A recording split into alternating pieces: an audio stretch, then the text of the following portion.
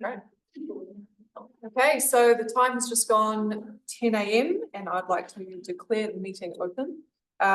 Due to approved leaves of absence for both Chair Cox and Deputy Chair Smith, I'm opening this meeting in my capacity as Democracy Services Advisor. In accordance with Standing Orders 14.1, in the absence of both the Chair and Deputy Chair, it requires the committee to elect an acting chair for the duration of this meeting. So I would now like to invite the elected members to nominate an acting chair for the meeting. I'd like to move that Councillor Bartlett take over as the chair. I'm happy to second that. Great.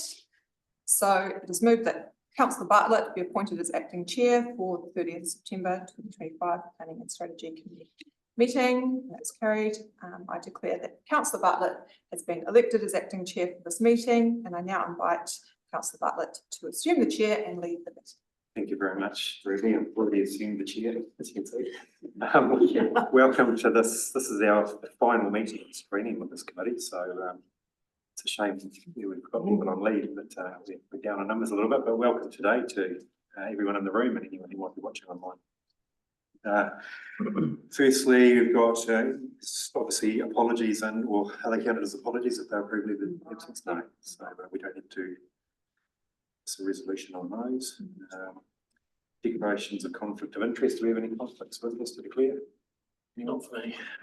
No, not for me. Thank you. There's nobody to speak at the public forum. There's no matters lying on the table. We've got an agenda before us. The resolution will move that the agenda be confirmed without alteration. Seconded by Matt. All in favour? Aye. Against, none, carried. Next. We've got the minutes of the last meeting held on the 28th of August 2025. Resolution is that the public minutes of that meeting, that Planning and Strategy Committee meeting, be confirmed as a true and correct record. Move. I'll second it. All in favour? Aye. Aye. None against, that carried. Thank you. And that brings us straight to item 1, which is an update on the Queenstown Lake Spatial Plan Monitoring Report. I'd like to invite the staff to the table who will present the report. Katrina Lamont is the project manager and Anita Benstone, strategic growth. The purpose of the report stated here to provide an update on the August 2025 Grow Well Waiora Spatial Plan Monitoring Report. I'll hand over to you to present. Thank you. Thank you. Good morning. We'll note the report as read and just highlight that the monitoring report, then the report itself identifies any initiatives that are at the amber or red status, and that all monitoring reports, statuses, updates can be found in the attachment A. Very good. Right. Any questions? Yeah, okay, I'll start it off. It's good to see there's lots of green, not many red. One of my questions is around the mode shift spatial implementation and travel demand management. In terms of the status of that, has it pretty much been red for as long as we've been here? I'm trying to remember whether that has gone to amber and then back to red, or It has been at amber before, and then I believe it actually just went to red this time. Okay, I just wanted to clarify that one. And is that due to funding constraints or just some certain changes or resource issues? Predominantly resource issues. Right, and Within the PNIT. do they see or envisage any changes to that in the next quarter in terms of resourcing? Are they actively recruiting right now for staff? That would tend to be more of a question for the infrastructure committee. Yeah. I do not know. No, yeah, I'm not aware of that, but I know that the long-term plan funding is a significant constraint in that space too. Right. Which item are you looking at? 7, I think. 7 of the Priority initiative number 7, sorry. Page 24 of the papers. Yeah. I guess the reason I ask is because it actually also has an impact on number 13, I believe, is priority number 13 as well. So as a flow-on impact along the way. And I guess from your perspective, if we are trying to introduce mode shift into the district, how critical is this to actually get us started on that project and get mode shift working? I think it is really critical. Yeah, I think to get mode shift, we need to look at a whole range of things, and it's public transport, active travel, so there's a whole connection of things, and that travel demand is a really big part of that puzzle. Yeah, not really a question, and I'm just sort of pondering, where we go to from here with it. That's something that's been coming up quite a lot. People's complaints about traffic and all the things that should be being done. And there's obviously a lot of work going on to make it happen, but Yeah. it's the funding, isn't it, to actually implement it. Yeah. And also it's a dual focus because it's not just ourselves, it's a Yeah. NDTA, OIC, so it's a real combination. So it really just highlights how important it is to have a partnership with those agencies and to continue that moving forward. It's possibly more for discussions, but the LTP is 27. So we've got to get it right in the 27 LTP, but it's still going to be a wee way away, isn't it? More for discussion time. Barry, did you have any questions on anything? So No, I guess the mode shift proposals have certainly been a work in progress for a very long time. So, and I can understand that, the frustrations that because it's a multi-party approach, it's very hard to pull it all together, but it's something that's pretty important and should be given priority. We can definitely take this back on board and feed this into our partnerships and to the other internal staff that work in it. And another thing we would like to note is the way we do the monitoring reports will have a bit of a reset moving forward. So we're going to really look at the comments that Councillor Smith has said and just really embed them and have a look at a different way of moving this, because it's through it's a partnership piece. And the partnership is currently being sort of re-looked at, revamped. We've got opportunity to reset that and build in your comments to make sure that what we are monitoring is helpful and is what we need. Right. Okay. Have you anything else, Barry? No, that's it. Thanks, Gav. A couple of things. One of them sort of follows on from that, I guess, that a lot of these things, as you said, require NZTA funding, and some at one stage funding was there, and then at other stages it's not there anymore because it's gone elsewhere. And I know there's reference in here to the regional deal. Regional deals, we've been told, don't explicitly come with funding, but it would be nice to think that if there is a deal, that the government might be able to keep up its commitments that it's previously made to fund the things that it needs to fund, not to fund us to do things, but to do its part of the funding. And I don't know whether it's a realistic expectation. Yeah, well, that's definitely one of the asks of the regional deal. It's not just looking at alternative ways to travel, but also looking at the things that we've done a lot of work in and commit to delivering those. And in particular, Frankton Flag, South Point Bridge, you've got the Albert Town Bridge, so there's a number of things that we've listed as part of those discussions. Yeah, very good. The other thing, a couple of other things I had here, that Arthur's Point crossing was one of them that's obviously listed in this report, but suffered from a reduction in funding availability to even keep it moving, basically. I think it got about $20,000 in the last 10 LTP, didn't it? It's something minuscule. It doesn't pay for anything. And then, it talks about, page 27 talks about a memorandum of understanding relating to the visitor accommodation levy. Queenstown Central Lakes has signed a memorandum of understanding. That's the regional deal memorandum of understanding, obviously. So again, it's not asking for government funding, but it's asking for the government to place other ways for us to get our funding from other sources. Well, it's just really following that growth, paying for growth. So and that user pays. So it's the visitors paying for their part of the the demand they put on our services. Yeah, which I think is the higher priority component of the regional deal negotiation. I think that growth component. The only other thing I had was page 22 makes reference to the Where are we? The report or the study on short-term leasing versus long-term leasing. Yes. And I know we've talked about that off and on for a while now. Where's that at currently at the moment? That is currently being finalised, so we've actually got some really interesting initial findings, so we'll be able to report that back to the new council. Right. But really looking into Jeff about the how much of our housing stock is being used for short-term leasing, going through all the different platforms, really getting a handle on the hot spots, looking at the feasibility. And so really unpicking that policy side and really coming to answering the key question we want answered is, do we have a short-term letting problem or do we have a secondary home problem with a complementary short-term letting use? Yeah. So we're going to have those results and we'll be able to report them back to the new council, but that's still been happening. Yeah. So they did a few workshops here and within Wanaka, and we asked that we be separate from it. So it would be, so then people felt that they could go to the researchers because we wanted to get really robust data. Right. So yeah, we've got some interesting results coming back to you soon. Good. Do you know whether it also will pick up whether there's been any shift in anything with the change in fixed term rental tenancy legislation? No, it won't. No. Probably not, because we've started afterwards, but I think that would be a really interesting Yeah. Thing to look at. But just looking at the data, we've seen, I think if we look back 2 years ago, there were no rental properties available.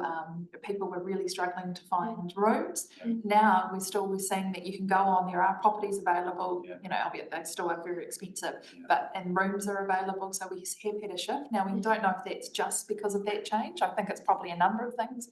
Got some more houses out there. Yeah. Probably that has helped. There's probably a range of things. So I think there was a reluctance to, both go into a fixed term tenancy if it was going to naturally roll over into a periodic tenancy at the end of that period. yeah, Which was the way it was set up in that interim period, wasn't it? yeah.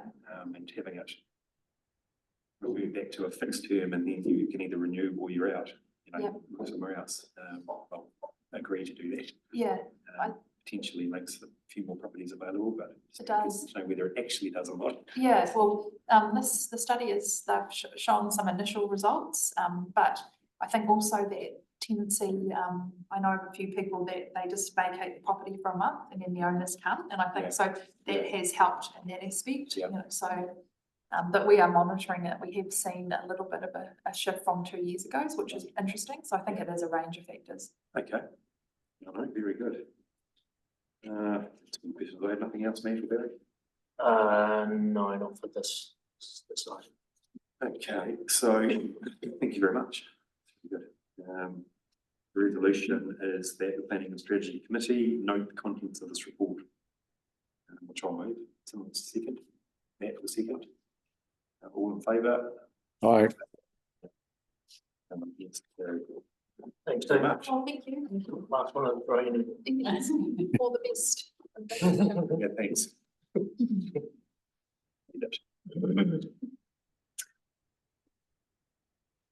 Right, so item number 2 is an update on progress on the proposed district plan and other key projects. Got Alison Hutton, the manager of planning policy, presenting the report today, which the purpose of the report is to update the planning strategy committee on key project progress by the planning policy. So I'll hand over to Alison. Thank you very much. Good morning, thank you. I will take the report as read, happy to answer any questions, and if the best way to do that is just go through page by page, as I usually do, I am happy to do that. Very good. Right, let's go to page 38, just starting on attachment A table. And that starts going through the proposed district plan and the chapters which don't have any appeals outstanding. Changes from the last meeting are shown in bold. So at the bottom of page 40, there's amended timetable for an outstanding appeal at Arthur's Point, Gertrude Salary. So council just exchanged our evidence last Friday. So that happened, and we're working towards a hearing later this year. No date, is there a date yet or? There is a date, it is in November, I'm not sure why, the date, sorry, yeah, the date of the hearing hadn't changed, but the evidence timetable had, just to allow for some, subsequent work. Yep, right. And then go down. So Monday the 24th of November. Sorry, yep. Yep. November was in my mind. Urban intensification variation, page 42. That is due today. We got an additional 5 working days for that, since the agenda item was drafted by myself. We'd had an extension in time because it took a while for the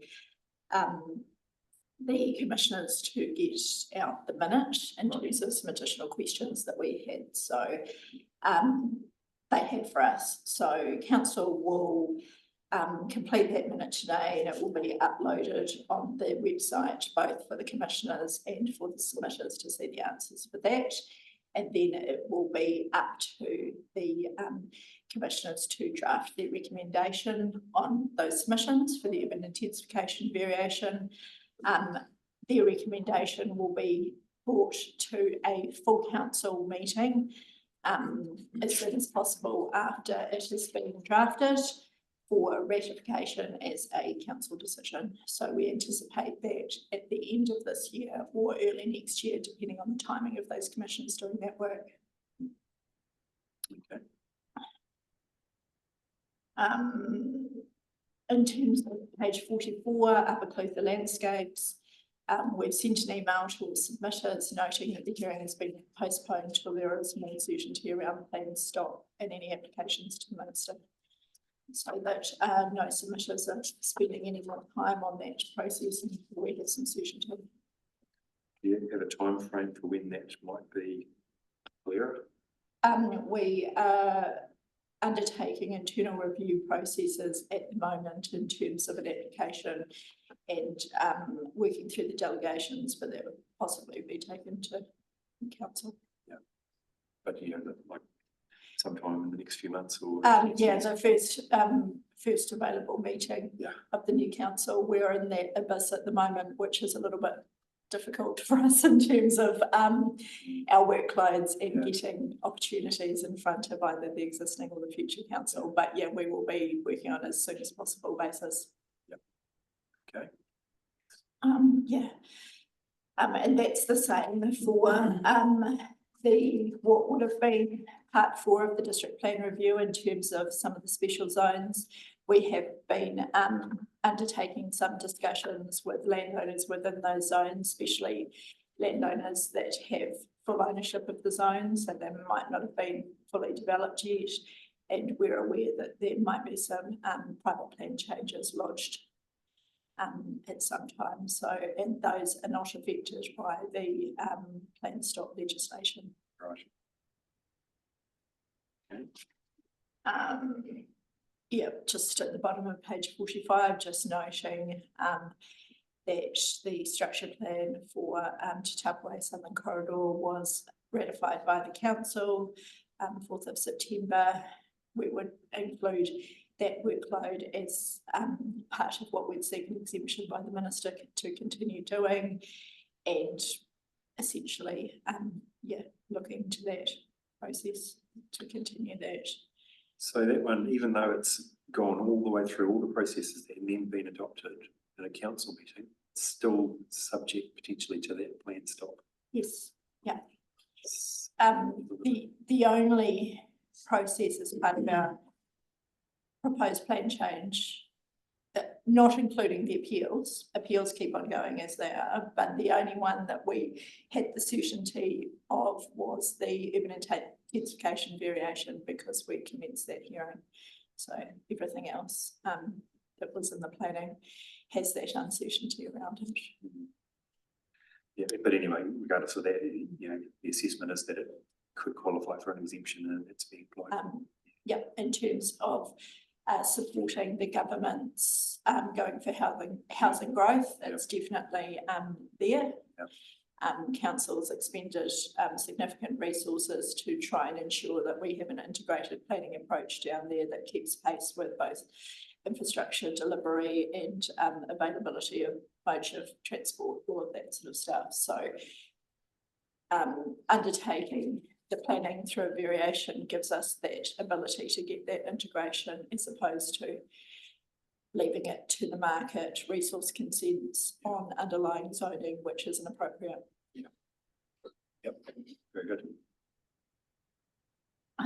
Looking down 47, then page 48, we're making progress in terms of resolving outstanding appeals, been pushing quite hard with appeals which have been, so to speak, sitting around for a while in terms of asking those appellants what they'd like to do and to either start with evidence timetables or mediation or withdraw. So yeah, there's a real push on that so we can get the parts of the district plan operative that we can. And yeah, as you'll see from the second table, where we are with significant numbers of chapters don't have any outstanding appeals, which is great. Just quickly, the first table summary of appeals resolution. Obviously, stage 1, 2, 3 and landscape schedules, each one's got fewer appeals, but are there more appeals potentially to come in on any of those topics? Could anyone lodge anything? Was there a time frame that they had to be within?